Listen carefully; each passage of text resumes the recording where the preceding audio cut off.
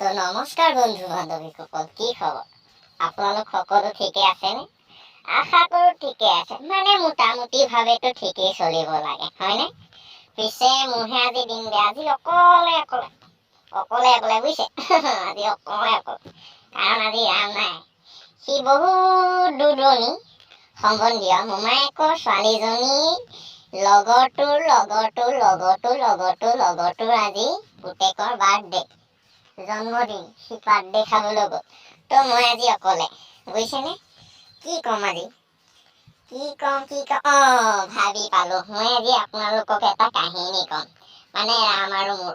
পাহৰিছিলোৱে নহয়, এই আমাৰ পুনাগনৰ চেনেলটো লাইক কমেণ্ট শ্বেয়াৰ কৰিব, লগতে ছাবস্ক্ৰাইব কৰি কাষতে থকা বেল আইকনটো প্ৰেছ কৰি দিব, যাতে আমাৰ ভিডিঅ'সমূহ নটিফিকেশ্যন আপুনি সৰ্বপ্ৰথমে পায়। এইটো কথা। আৰু মানে কথাটো হ'ল, এতিয়া কাহিনীটো এনেধৰণৰ। আমিতো ৰাম আৰু মই এদিন আমি কিমাননো ঘৰতে সোমাই থাকিম। এদিন ফুৰিবলৈ গ'লো মই তাক লৈ। মই যে গম নাপাওঁ সি মোক এনেকুৱা এটা কথা কৈ দিব বুলি, আৰু তাৰ কথাত ময়ো ভুল গৈ দুইটাই সেই কামটো কৰিবলৈ ললো। আৰু আহকচোন সেই কাহিনীটো আমি বিতংভাৱে আলোচনা কৰোঁ। মানে আপোনালোককো কওঁ, হাঁহিটো উঠিবও পাৰে নহয় জানো? তো আহক।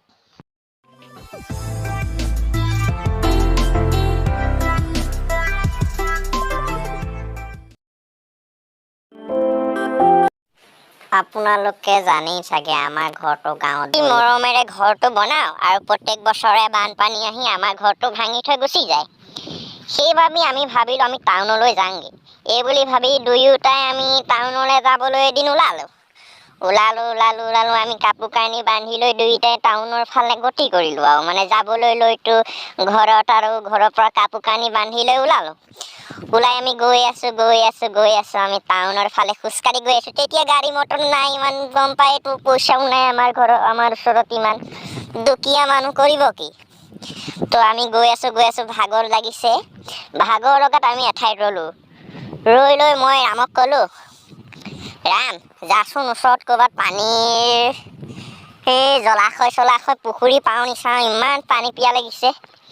এইডোখৰত কাক সুধিম, চিনাকি মানুহ নহয়, নাই আৰু 20 মানুহ দূৰ দূৰণিলৈকে পোৱাই নাই। সি গৈ পুখুৰী চাৰিলেগে, মানে পানী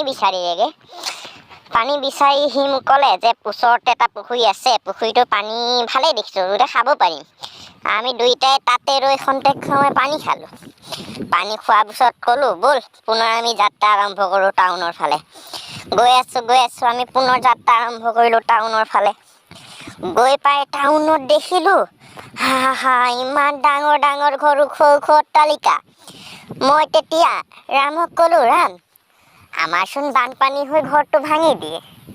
এতিয়া যদি আমাৰ ওচৰত ইমান ডাঙৰ ওখ অট্টালিকা থাকে, তেতিয়াহ'লেতো আমি পানী হ'লে ওপৰৰ মহলাত থাকিব পাৰিম, নহয় জানো?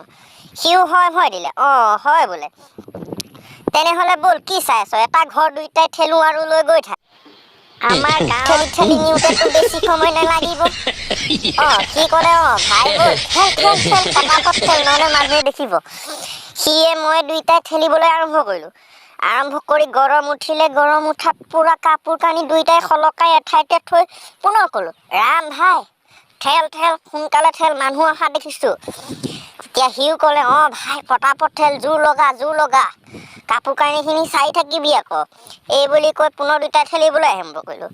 সেনে সময়তে এটা পাগলা মানুহ আহি, হয়তো পাগল আছিলে, কাপোৰখিনি লৈ গুচি গ'ল নহয়। এতিয়া কাপোৰ লৈ গুচি গ'ল। ৰামে দেখি ক'লে, ভাই কাপোৰখিনি আমাৰ নাই বুলি। তেতিয়া তাক মই ক'লোঁ, হেই কি কথা কৈছ, কাপোৰখিনি নাই, তই পগলা আছ নি? দেখা নাই নি অথনিৰ পৰা ঠেলি থাকোঁতে ঘৰটো কিমান দূৰ পালেহি? তেনেকৈ কৈ ৰামক মই এক চৰ দি দিলোঁ।